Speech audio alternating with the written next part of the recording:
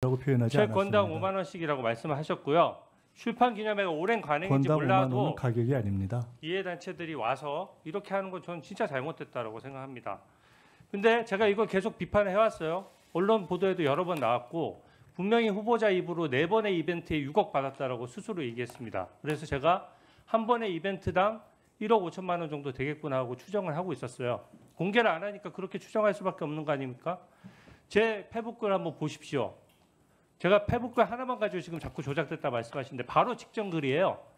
2009년 12월 12일 결혼 축의금은 같은 달 31일에 현금 보유 등록 재산을 국민 앞에 공개했어야 되는데 왜 안 했느냐 이렇게 묻고 있죠. 마찬가지로 2020년 11월 2일 날짜 다 명기했습니다. 빙부상 조의금 왜 말일 기준으로 등록인데 12월 31일까지 얼마 안 돼요. 1월 아까 추징금 한 번에 다 갚았다고 하지만 예를 들어서 12월 2일 조의금을 받았으면 11월 3일에 추징금 다 갚았습니까? 그렇지가 않아요. 다 그 부분에 대해서 금액이 딱딱 떨어지지가 않습니다. 그러니까 제가 얘기한 거죠. 출판기념회 날짜도 분명히 명기했습니다. 2022년 4월 5일과 2023년 11월 29일 각각 해당 연도 말일에 등록했어야 된다. 이게 공직자윤리법과 공직자선거법을 위반할 수 있다. 그 후보자가 만약에 정상적으로 현금을 받아서 만약에 등록을 그 당시에 했다면은 쓰지 않고 그랬으면 무려 공직자 재산 등록만 6번을 해야 되고 또 후보자 등록으로 또 2번을 해야 됩니다. 근데 후보자 주장은 그거예요. 재산 등록일 이전에 다 써버렸다. 이 돈의 성격을 잘 보여주는 거예요. 원래 재산 등록은 후보자 아시는지 모르겠는데 중간에 변동사항도 비고란에 적을 수 있습니다. 예를 들어서 제가 주식을 1,000만 원 투자해서 2천만 원이 됐어요. 근데 그걸로 자동차를 샀어요. 갑자기 남들이 봤을 때는 중간에 그게 1년 사이에 등록 기준일 전에 다 해당해도 딱 2천만 원이 갑자기 생긴 것처럼 보이지만 그 부정한 돈이 아니고 1,000만 원에서 주식 투자해서 1,000만 원 번 돈이 자동차 값에 들어가 있는 거죠. 그러니까 당연히 그런 것들은 12월 31일 전에 다 소진을 했어도 사실은 그 투명하게 하려고 그러면 그 중간 과정을 비고란에 다 적을 수 있도록 돼 있고 적는 사람들 많습니다. 근데 지금은 후보자님은 모든 이벤트마다 다 써버려서 등록 안 했다는 건데 절차적으로 이게 딱 위반이 아니라고 할 수 있을지 몰라도 고위공직자로서의 처신은 많이 부족하다고 생각합니다. 제가 두 번째 글을 가지고 자꾸 말씀하시는 거예요. 제가 두 번째 글은 솔직히 말씀드려서 좀 국민들이 쉽게 아시라고 좀 재밌게 쓰려고 정치 풍자적으로 썼습니다. 이 정도 풍자의 영역은 저는 허용된다라고 생각해요. 근데 저기 날짜에 보십시오. 순서대로 썼어요. 결혼식 12월 12일, 빙부상 11월 2일, 출판기념회 11월 29일, 수억대 현금. 제가 언제 6억을 한꺼번에 받았다고 했습니까? 이벤트가 다른데 어떻게 6억을 한꺼번에 받을 수가 있어요? 그래서 저는 이 부분에 대해서 분명히 6억이나 줄 때 다 각각 준 사람들이 다를 거 아닙니까? 그런 것들을 제가 얘기를 했던 거고요. 가만 계세요. 다음 PPT 보여주세요. 이걸 가지고 조작이라고 하는 말이 안 돼요. 제가 표현을 썼습니다. 직관적으로 아신 게 쟁여놓은 금액이 6억이나 된다는 표현을 썼어요. 쟁여놓다는 표현이 뜻이 뭡니까? 한꺼번에 받았다는 뜻 아닙니다. 보십시오. 후보님 보세요. 따로 떼어놓아 보관하다는 뜻이에요.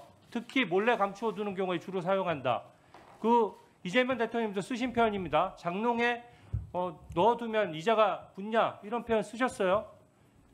집에 현금을 뒀는데 국민 눈높이에 맞겠느냐 이런 얘기고 거기에 대한 소명을 하라고 하니까 액수만 총액만 얘기하고 그에 관련된 장부가 있는 것도 아니고 명단이 있는 것도 아니고 더더군다나 돈의 흐름을 설명할 수 있는 것도 아니고 또 예금 계좌에 들어간 적도 없고 또 투자 자산에 투자된 적도 없습니다. 근데 제가 그 액수의 총액을 놓고 6억을 쟁여놨다라고 하는 거는 조작입니까 아닙니까? 이게 조작이에요? 날짜가 제가 그 페북이 바로 붙어 있어요. 제가 조작이라고 생각되는 설명을 조금 있다가 조금 전에 이메일을 다시 올려놓고 해도 될까요? 네. 자, 앞부분 이메일 한번 띄워보세요. 잠시만요. 제가 하나만 더 설명드릴게요. 저기 보면 날짜만 봐도 알 수 있어요. 두 번째 페북을 보면 이벤트의 순서대로 썼습니다. 12월 12일, 빙부상 11월 2일, 출판기념회 11월 29일. 그리고 그 앞에 바로 앞에 페북에 보면 연도와 날짜가 정확히 기재되어 있고 그 당시 언론 보도 보십시오. 후보자님이 결혼한 지 며칠이고 결혼식 빙부상 출판 기념회를 한 달에 안 했다는 걸 모르는 사람도 있습니까? 이거 가지고 조작이라고 하는 거는 저는 말이 안 된다고 생각하고, 심지어 존경하는 우리 전영구 의원님이랑 저랑 그 방송에서 순차적으로 토론식으로 이거 얘기를 했어요. 전영기 의원님도 말씀하셨습니다. 왜 조작하냐? 한 번에 6억 받은 거 아닌데 다 합쳐서 받은 것처럼 왜 조작하냐라고 말씀하셨지만 그 진행자가 오히려 반박을 해주셨어요. 아니 주진우 의원 얘기는 그게 아니라 4번의 이벤트니까 6억이면 1억 5천이니까 억대를 받아서 어떻게 재산 등록일 한 달 전, 2달 전에 1억 5천 되는 돈을 어떻게 다 쓸 수가 있냐? 일반 국민이 20일, 30일, 40일 만에 현금 1억 5천 쓰는 거 보셨습니까? 보셨어요? 어떻게 씁니까? 현금 1억 5천을. 네, 그렇습니다. 말씀드려도 될까요? 네. 그 결론부터 말씀드리면은 주진우 의원님께서 본인이 썼던 이메일 페북이 국민들에게 네 펼쳐주셔도 좋겠습니다. 지워주셔도 좋겠어요. 제가 기억하니까요.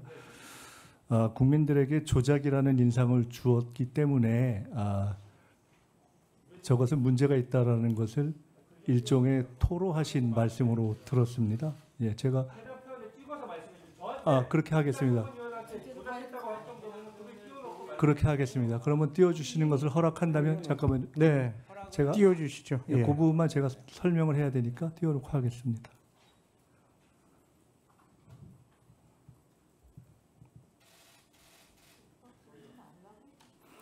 자, 주진우 4일로 되어 있는 부분에 2019년, 2020년, 2022년, 2023년을 각각 연도별로 한 부분은 3일 이후에 4일에 된 부분에 대해서 각 부분에 대해서는 그것을 어떻게 했었어야 된다라고 하고 질문까지 포함해서 선량한 질문에 해당할 수 있다고 생각을 합니다.